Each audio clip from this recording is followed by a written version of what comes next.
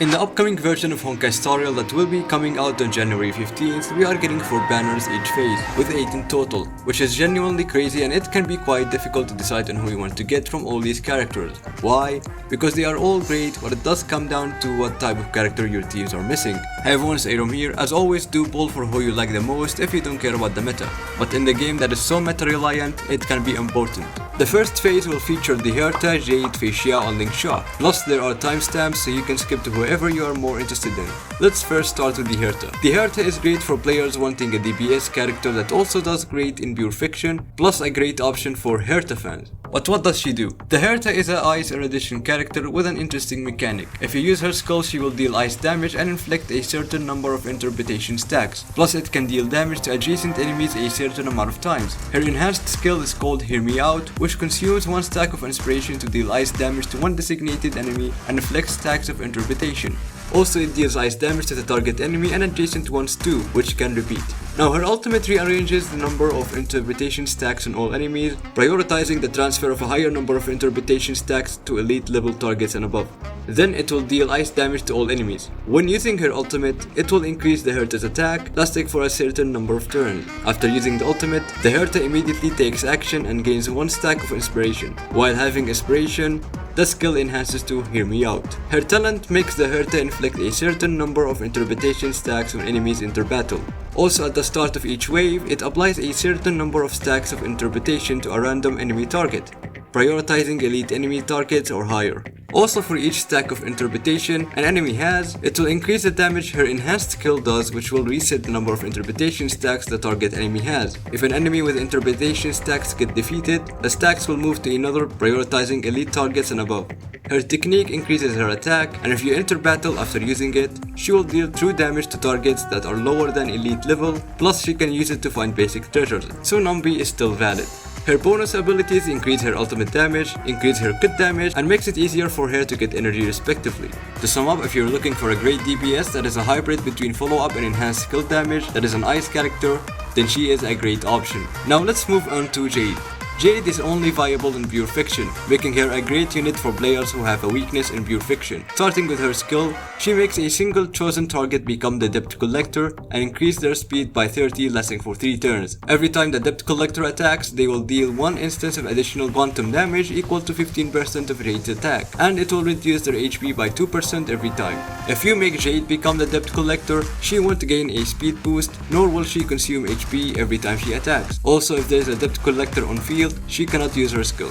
Her ultimate deals quantum damage to all enemies and enhances her talent's follow-up attack by increasing its damage multiplier by 40%. And the enhancement triggers 2 times. Her talent is her follow-up attack, where she needs 8 charges to launch a follow-up attack. She can gain 1 charge if she or and the Debt Collector attacks. Each follow-up attack she does, she will gain 5 stacks of bound acid, which each stack increases her crit damage by 1.2% with a maximum of 50 stacks. Her technique makes enemies blind, and if you enter battle after using it, she will deal quantum damage and get 15 stacks of bound acid immediately. Her bonus abilities give her extra bound stacks, forwards her action, and increases her attack respectively. To sum up, she's an insane unit for pure fiction and a great addition to your follow-up team to increase synergy. Now let's talk about Feixiao. Very simply, if you need an insane DPS character, get Feixiao. But what does she do?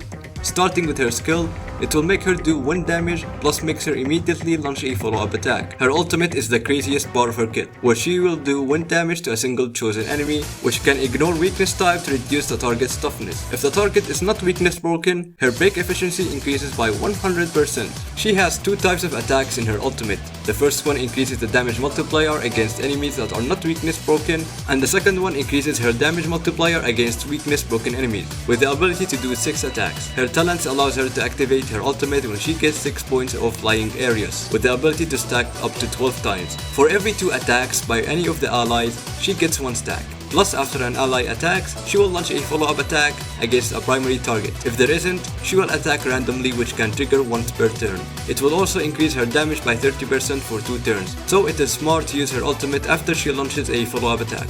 Her technique makes her become faster, and when she enters battles with this state, she will gain 1 stack of flying areas, plus she will deal 1 damage to all targets. It's important to note that she can pull enemies inside her technique field, and for every enemy pulled in, her technique damage multiplier will increase. Her bonus abilities give her extra flying area stacks, makes her ultimate count as a follow-up attack, and increases her follow-up attack's crit damage plus her own attack respectively. To summarize, if you want a great DPS that can also do follow-up attacks, then she's a great option. Let's move on to the last character in the first phase, who is Lingsha. Lingsha is a great follow-up attack healer that is a great pair for your Super Break team. Starting with her skill, it makes her do fire damage to enemies, restoring HP based off 10% of her attack, plus 105 for all allies, which will also advance Feixiao's action by 20%. Her ultimate inflicts P-Fog on all enemies, which makes targets receive 15% break damage for 2 turns, while dealing fire damage, healing, and advances Feixiao's action by 100%. Her talent is Feixiao.